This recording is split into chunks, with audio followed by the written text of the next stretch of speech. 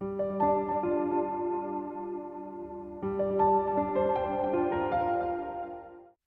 library.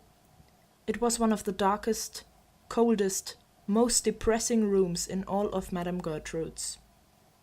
Its grey stone walls were perpetually damp, the smell of mildew choked the air, and there was always the faint sound of something dripping, but nobody had ever been able to find the source. Adelaide had heard the library was a dungeon before the cathedral became a girls' school. She imagined the massive wooden bookshelves were once torture racks, repurposed to hold encyclopedias.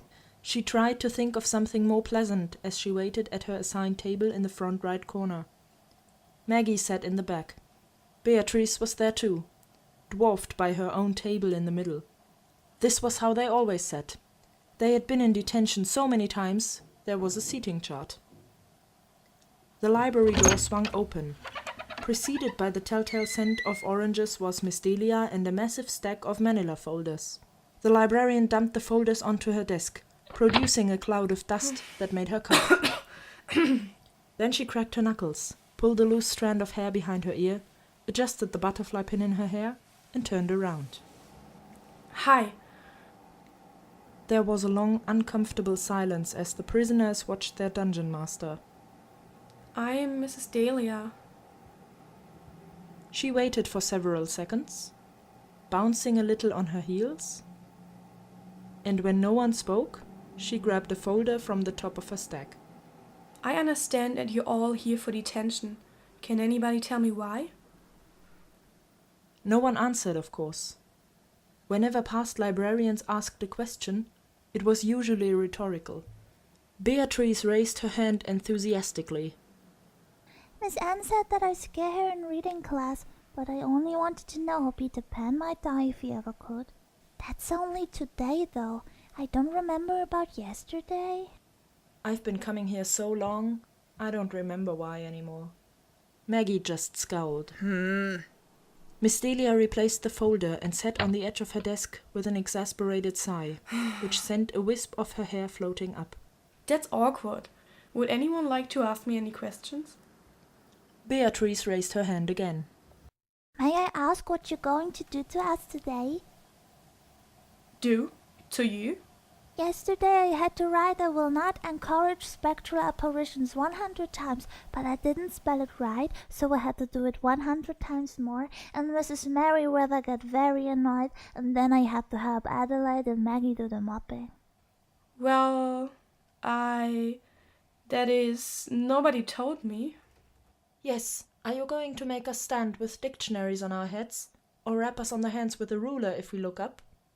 Why would I make you do that? That's awful, and a terrible misuse of dictionaries besides.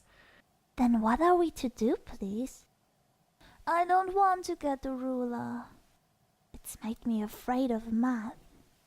Well, I thought we would read? Maggie burst out laughing.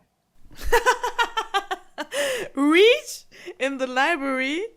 That's stupid. Miss Delia looked utterly baffled. Oh, I see. You're being funny, aren't you? Aren't you? That's not really what the library is for, Miss Delia. I should know. I've been coming here every day since I was 6 years old. Sometimes I think I should die here. You're only 7. I know. It's very tragic. Miss Delia paused, scratched her arm, and adjusted her glasses. Then she hummed a few notes and made an odd clicking sound with her tongue. I think this one's broken. I have an idea. Why don't we get to know each other a little? Your headmistress says you'll be here every day. And if you be here every day, I should like to know something about you. What's so funny about that? I thought seeing as how you never get any recess, we'd go outside. But we are not allowed outside. Mrs. Merriweather gave me the permission to discipline you however I choose. Anyway, I'm sure nobody would mind just this once. It's just that this room is making me itch terrible and... She sneezed violently and shook her head, which made the wings on her butterfly pin wobble. And I saw a lovely park up the road only this morning. Adelaide couldn't remember the last time she'd gone outside. It must have been before she started school here. Was this a trap? But we must strike the bargain. I'm new here, you know? Not only to your school, but to your town. Your headmistress told me you would all try to frighten me away. I would like to improve her impression of you. So I'll tell you what.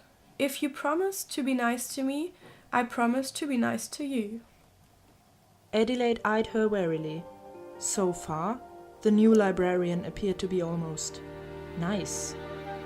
She hadn't yet called any of them names like brat or freak or insolent mutant. She hadn't made any threats. It seemed there was hope in this one, but then Adelaide's hopes had been dashed so many times before. Okay. I promise!